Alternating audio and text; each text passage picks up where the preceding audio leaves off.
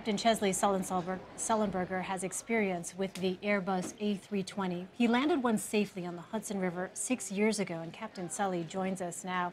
Captain, first of all, your thoughts here as we continue to piece together what may have happened with this flight. We heard from the CEO of Germanwings that it was an 8-minute descent that took place. What does that tell you? What do you make of that? Elaine, Gideon, my heart goes out to everyone involved, the families of what may be victims of this tragedy. It suggests that at least to some extent the pilots were able to control the airplane. It was a more or less controlled descent, just judging from the rate of descent. Of course, we won't know for sure until the recorders are recovered and analyzed. Also, part of this, as it starts out being a search and rescue mission, may become a recovery mission. And the investigators, when they first arrive upon the scene, will begin to survey and map out the accident site to determine the probable sequence of events. Was the airplane intact when it reached the surface, or was it not?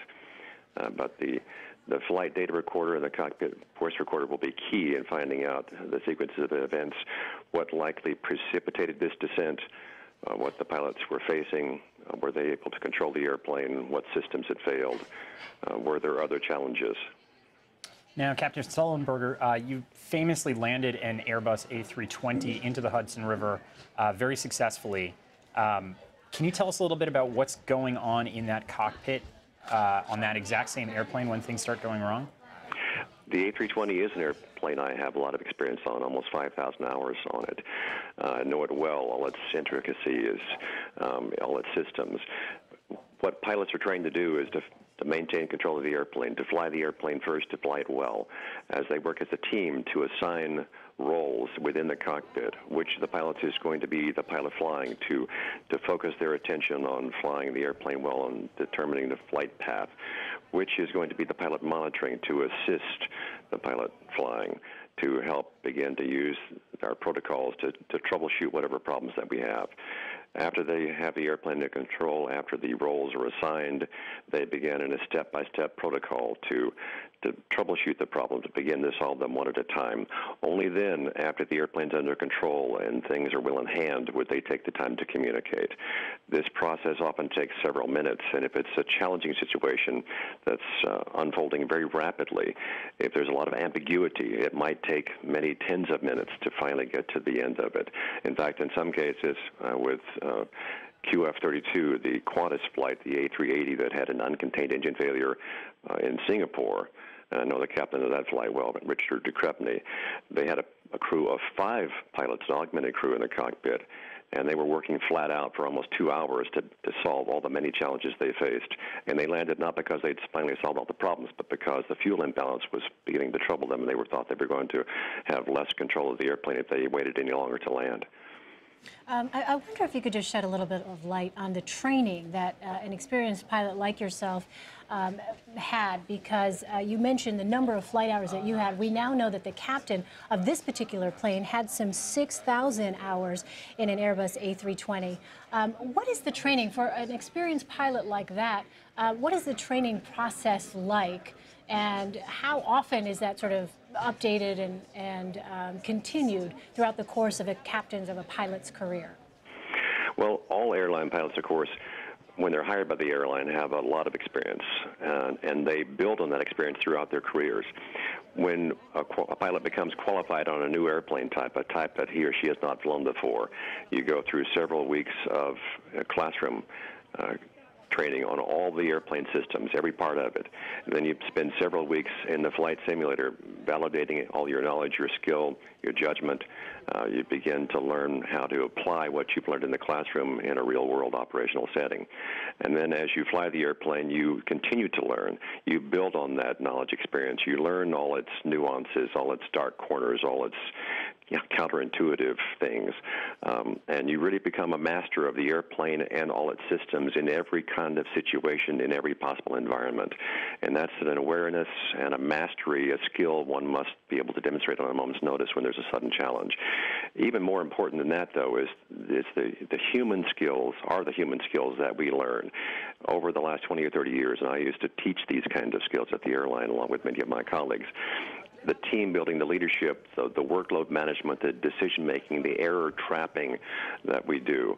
We take a collection of individuals who may not even know each other before the trip, but quickly form a team so that if something bad happens, they can effectively deal with it.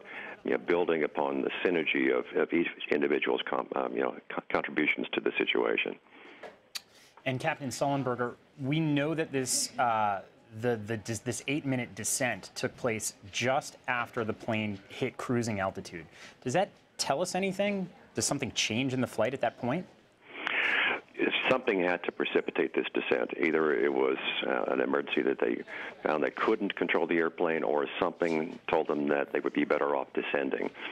One obvious example that we're trained for is if there's a change in the cabin pressurization system. If we begin to lose the pressurization in the cabin, and we must descend so that everyone has breathable air to use. That's one obvious possible reason. There are many others. Loss of an engine, for example, some flight control problem. Other things might have happened. There might have been smoke or fumes in the cabin or in the cockpit. We simply at this point don't know, but there are several reasons why one might choose to descend or one might be forced to descend. And I wonder, normally at 38,000 feet, that cruising altitude, what would have been happening, or what typically happens in a cockpit at that point, and what happens with the aircraft itself? And also, I'm curious, when a situation arises, obviously in your case, as Gideon mentioned, we all know how you famously successfully landed the A320 on the Hudson. For a pilot in this particular terrain, we are talking about the French Alps here, what sort of process, what kinds of things are you thinking about in an emergency situation like that as you look at the terrain below? Well, first of all, the cruise portion of the flight is statistically by far the safest portion. The fewest numbers of fatal accidents happen once you reach the cruise portion of the flight. It's the part of the flight where there are the fewest risks. It's the part of the flight where the workload is the lowest. It's the part of the flight that's generally the calmest in terms of what's going on in the cockpit. The airplane typically would be on autopilot. You'd be at a constant speed, a constant altitude, a predetermined route of flight, and there wouldn't be a whole lot going on if everything is working.